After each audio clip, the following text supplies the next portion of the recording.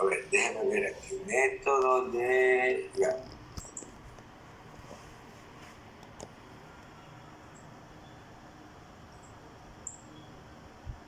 Ya, a ver, entonces, una vez que nosotros identificamos las cuencas de drenaje que se van a ver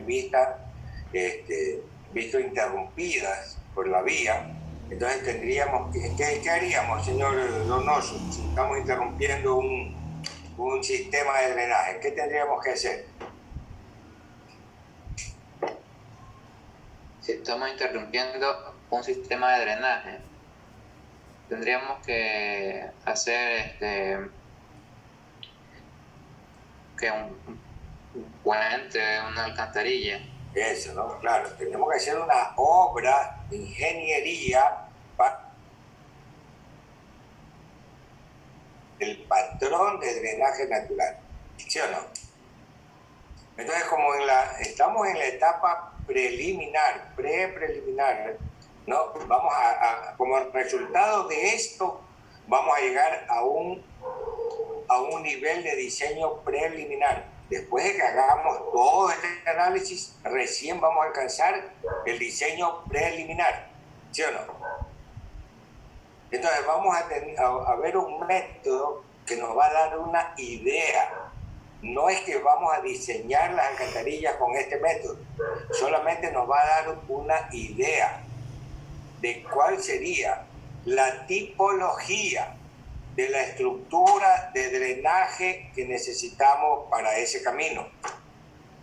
¿Sí? Recuerden que habíamos hablado del microdrenaje, que es la escorrentía en la plataforma de camino. Interesa, porque estamos en diseño preliminar. ¿Cuándo nos interesa eso? Cuando estamos ya en diseño definitivo. Ahora, ¿qué es lo que nos interesa? El macrodrenaje, el drenaje transversal de la vía. ¿Se entiende? ¿Sí?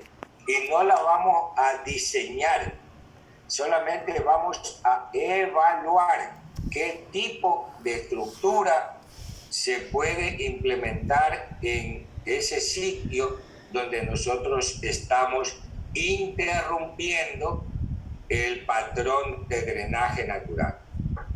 ¿Se entiende, no? Bueno, entonces, vamos a mirar este método que se llama el método de Talbot, ¿sí? Que es un procedimiento netamente empírico. Este señor de apellido Talbot lo que hizo fue determinar el caudal usando varios cálculos, eso sí, más detallados, pero como para una guía rápida, él lo que hizo fue hacer una comparación entre el área de drenaje y el caudal. El caudal de... ¿Sí? Entonces, llegando a una serie de evaluaciones, él sacó una curva de correlación, pero claro, esa curva de correlación solamente está considerando dos atributos, cuando son muchos más para poder diseñar, ¿cierto? Pero con base a esa facilidad, a esa simplicidad, nos permite hacer evaluaciones aproximadas, ¿sí? Entonces, nosotros no pudiéramos decir que con eso estamos diseñando, solamente estamos haciendo una aproximación temprana de la tipología de estructuras. Como dijo el compañero, el joven, dijo alcantarillas, puentes, está bien.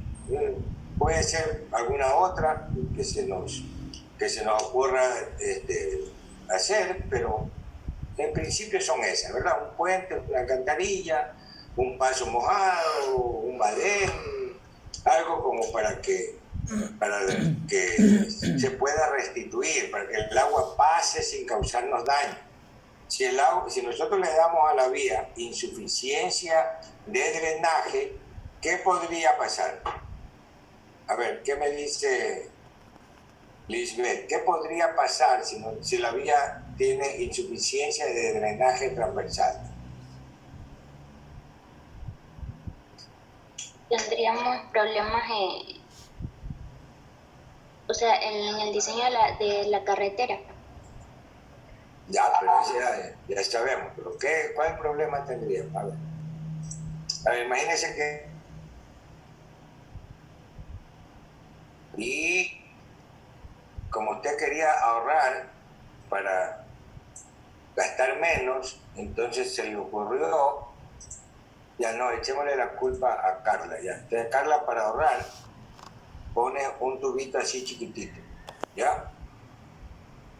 Y entonces el agua, cuando estamos en niveles muy bajos, entonces el agua al final pasa por aquí y no causa mayor problema, ¿sí o no? Pero luego viene más agua durante el tirante, digamos, durante la avenida, y se va generando un tirante a la entrada. Ahí es cuando decimos la alcantarilla tiene control de entrada, ¿sí o no? ¿Sí? Pero sigue creciendo el agua y la capacidad de drenaje de la alcantarilla es muy... Se va a aumentar el valor del tirante a la entrada, ¿sí o no? ¿Sí o qué? Diga, sí, pues, Lisbeth. Sí. Ya, ¿y hasta dónde podría pasar esto? Puede pasar hasta la corona. Hasta la corona. ¿Y qué pasa si sigue lloviendo y tenemos el agua hasta la coronilla? Se inunda. No. ¿Qué pasa si el agua... ¿Cómo se llama este fenómeno?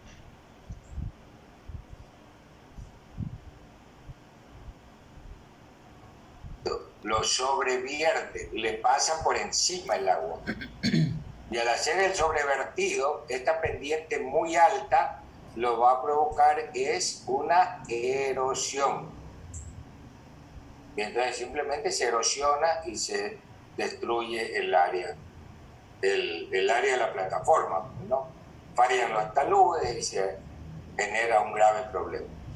Entonces, para tener claro cuál es la tipología vamos a utilizar este método, solo para tener una idea. ¿Por qué? Porque, por ejemplo, para diseñar una alcantarilla, ¿qué tenemos que investigar? A ver, ¿qué dice Ariel? ¿Está dormido o está despierto? Está despierto. Para hacer una alcantarilla tenemos que hacer unos estudios, ¿verdad? ¿Qué necesitamos saber de esa alcantarilla? Sobre todo la avenida. ¿Cuál? La avenida. El caudal, ¿verdad? El caudal. Pero también los niveles de inundación, ¿sí o no? Sí. Ya, y para hacer eso tenemos que hacer el tránsito de la avenida en unas secciones antes y después de Sí. ¿Qué va a decir? Sí. A ver, imagínese que usted tiene su camino, este es su camino, ¿ya? Y aquí viene un cauce, ¿no? Aquí viene un cauce. Usted, para poder transitar la avenida, necesita unas secciones transversales cada cierta distancia, ¿ya? Ustedes ya no estudiaron esto, oiga. ¿Ah? Ustedes ya tienen que haber estudiado esto. Entonces, si esto es un puente, esta distancia son 500 metros. 500 metros para allá, 500 metros para acá. Pero si es una alcantarilla, es suficiente con que sea 100 metros aguas arriba y 100 metros aguas abajo, ¿ya? por ejemplo, que supone que el agua viene acá, entonces me preocupa las secciones transversales de la zona de aguas arriba para ver, como vimos en antes, cuál sería el nivel de control aguas arriba. Pero si nosotros estamos con niveles altos hacia aguas abajo, entonces se va a presentar diferencia que para que se produzca el flujo en el control de salida necesita una carga hidráulica diferencial, es decir, necesita un gradiente hidráulico. Entonces eso hace que se aumente más el control de entrada o el nivel de la entrada de la vía. ¿Sí se entiende? Entonces por eso es que necesitamos saber cuál es la tipología de la estructura que vamos a necesitar de drenaje natural. ¿Entendido? Porque algunos dicen, no, es que vamos a diseñar las alcantarillas. No, con este método no se diseña.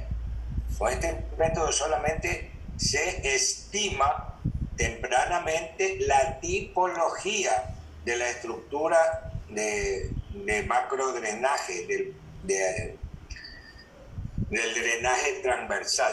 ¿Sí estamos? Entonces, esto solo debe emplearse para estimaciones preliminares, ¿ya? Cuando usted quiere calcular el caudal, vaya con el método que corresponde, el método racional, el método del hidrograma unitario, el método del hidrograma sintético, el método cualquiera. ¿Sí? A ver, Moreira. Sí, ingeniero. ¿En qué consiste el método racional?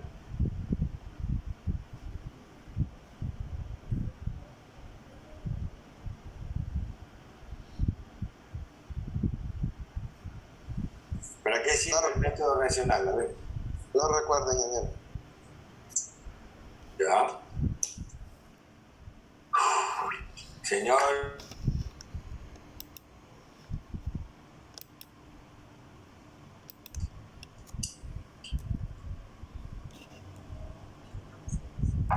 Nada. Señor Zurita. Buenas noches, ingeniero. Lo que más recuerdo más o menos es que es un sistema de estimación, lo que es el caudal máximo. No se requieren de datos hidrométricos, podría decir, porque va a ser una fórmula. No, sí se requieren los mismos datos, los datos de la hidrología. A ver. Pues recuerda que la fórmula es, si no me equivoco, Q igual a CIA sobre 360. Ya, es que por ahí va la cosa. Mire, usted tiene, vamos de nuevo. Estamos claros, ¿no? Tienes un área de aportación, ¿ya? Y en esta área de aportación se presenta una lluvia uniforme que dura el mismo tiempo que demora una partícula de agua de ir desde el punto más lejano hasta el punto de control. ¿Qué va a pasar ahí? Si la lluvia dura el mismo tiempo, significa que cuando comienza a correr el agua por aquí, ya comenzó la que cayó hace tiempo TC, ya comienza a salir por acá. ¿Sí o no? Es un método simplificado, sí, un método simplificado. Dice Q es igual a C por I por A. El 360 es solamente para uniformizar las unidades, pero en principio es C por I por A. C es el coeficiente de escorrentía. A es el área de aportación. Y entonces esta I es la intensidad de lluvia que tiene una probabilidad de ocurrencia en términos de su periodo de retorno. ¿Ya? Aquí están los datos hidrológicos que necesitamos. Pero ¿qué probabilidad hay que se presente? ¿Verdad? Para que se produzca esta condición del método racional. ¿Tiene que ser un área muy grande o muy pequeña? ¿Qué dice el señor Zurita? Sería una área muy grande que cope toda el área de aportación. No, es que se presente una nube que cubra toda el área de aportación. Imposible. ¿Tendría que ser un área grande o pequeña? Grande. Pequeño. Pequeña. Que una nube cubra toda esta área. Usted sabe cómo van las nubes, ¿verdad? Van viajando. Entonces, que sea una lluvia uniforme en toda esta área es más probable cuando esta área es pequeña.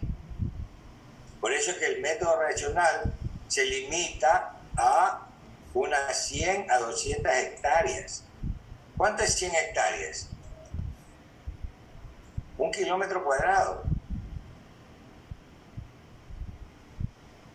Es muy probable que sí se presente una lluvia uniforme. ¿Ya? Y si la duración de la lluvia es más larga que el tiempo de concentración, ¿cuál es el concepto del tiempo de concentración? Que es la distancia que recorre una gota de agua desde el punto más lejano hasta el punto de control. Entonces, si la lluvia dura más tiempo que el tiempo de concentración, entonces se podría presentar esta condición. Para eso también el área tiene que ser pequeña. ¿Bien? Entonces, cuando el área es más grande, ya este método no sirve. ¿Qué sirve? El más sencillo es un hidrograma triangular, un hidrograma unitario triangular. ¿Sí? Cuando no, ya nos tocaría hacer un diagrama sintético tipo Schneider, ¿no? O un diagrama de la forma del USC, ¿no? United States, ¿cómo que se llama? Geological Service, ¿no? Entonces, estos métodos del hidrograma, ¿a qué nos lleva? Nos lleva a un caudal pico, ¿no? A un caudal pico en un tiempo pico,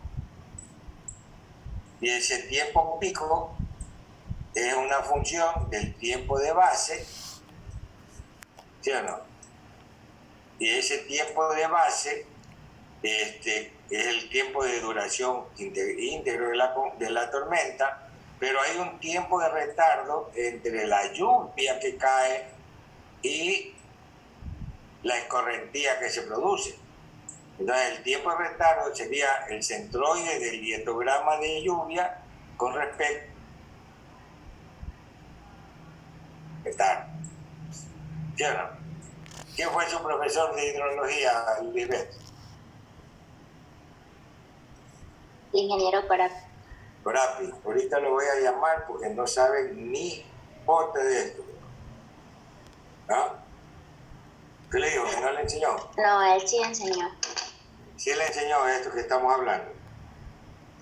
¿Ah? Sí. Bueno, entonces cojan los libros, ¿no?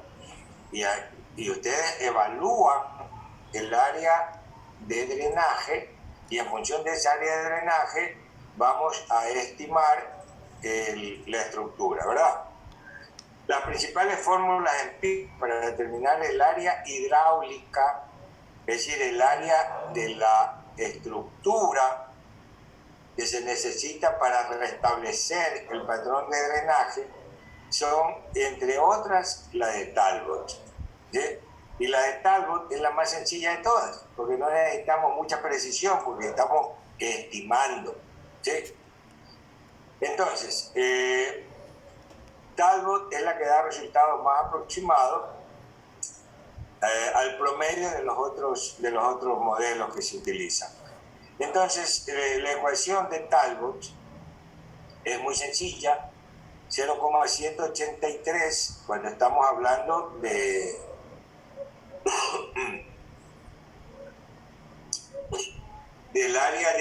drenaje en hectáreas, ¿no? El área que está aquí dentro de la raíz es el área drenada, ¿sí? Y el área que está acá afuera, es un error de imprenta, el área que está acá afuera es el área hidráulica, no de la alcantarilla precisamente, pero el área hidráulica que se necesita para drenar el área que está acá abajo, ¿no? Que está acá en el índice de raíz.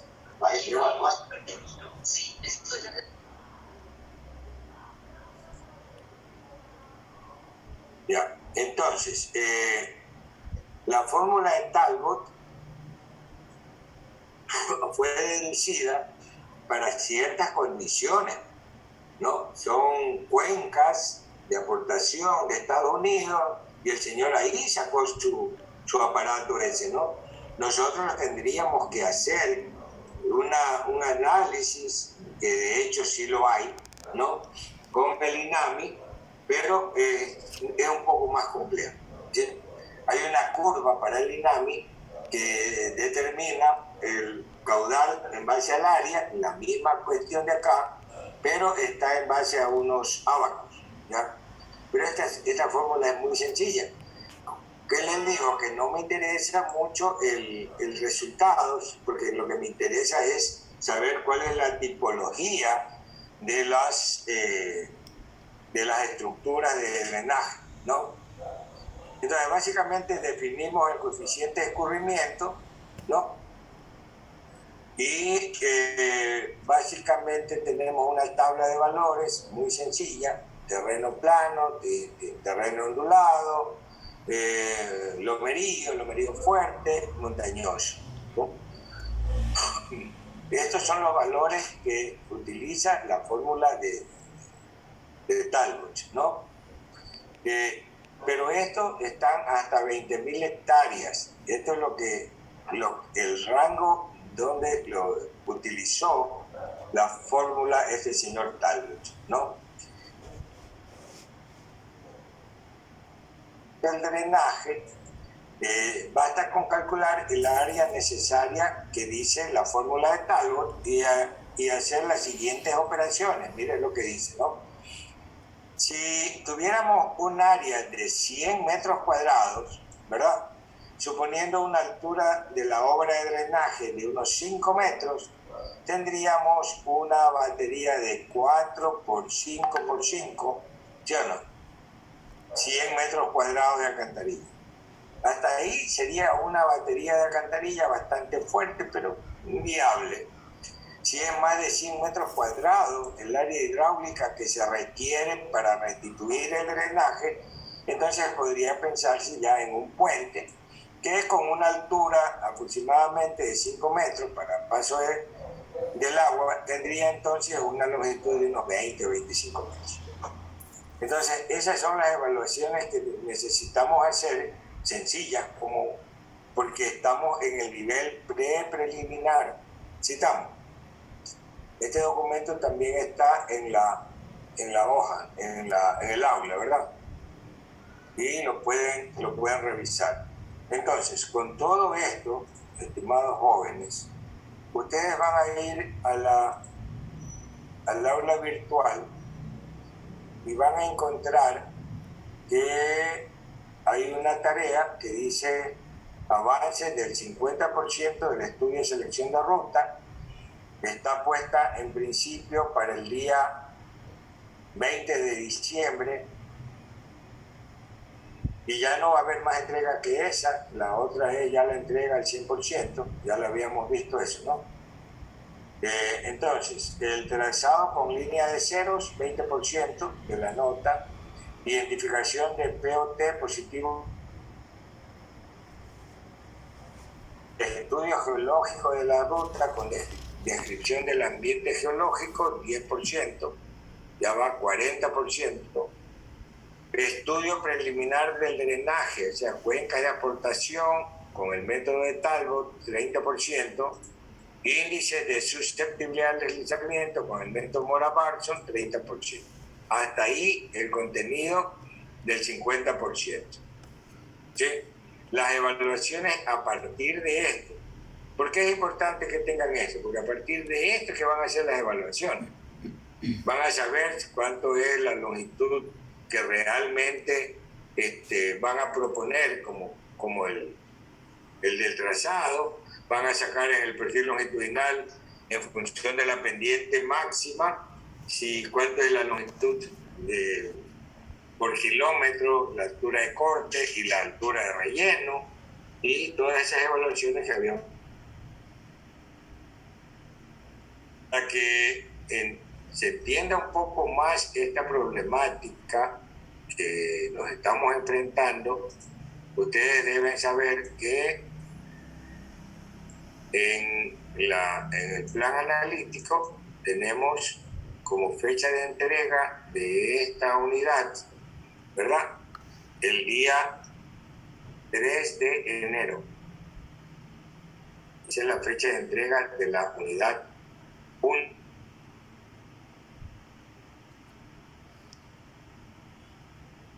El 3 de enero, el 19 de enero es la fecha de entrega de la unidad 2. ¿Ya? A menos que nos cambien la fecha, el examen de primer parcial va a ser el 24 de enero. Estamos jóvenes. Entonces, para el día 20, ¿verdad? Para la próxima semana, ustedes ya tienen el 50% de avance. ¿Ya? Del 20, el 27 seguramente no hay clases, entonces nos veríamos ya en enero para la entrega final. ¿Sí?